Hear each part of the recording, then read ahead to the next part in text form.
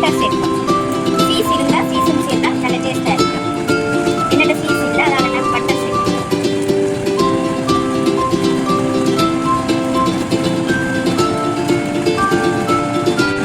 இனி இறுதியாக நாங்கள் கருவேப்பிலையை தூவி, கொத்தமல்லி இருந்தால் கொத்தமல்லி போடலாம். என்னோட கருவேப்பிலை இருந்தால் கருவேப்பிலை போட்டு தட்டினா சரி.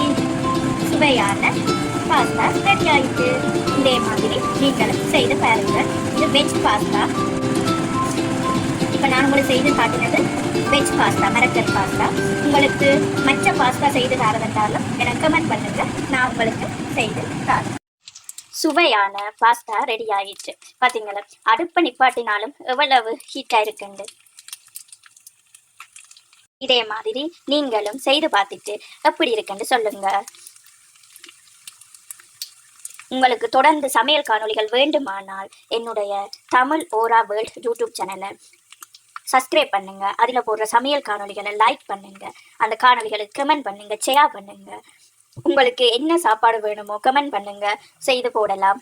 உங்களுடைய ஆதரவு தான் எங்களுக்கு வேண்டும். இன்னொரு சமையல் காணொளியில் உங்களை நான் சந்திக்கிறேன். பாய்.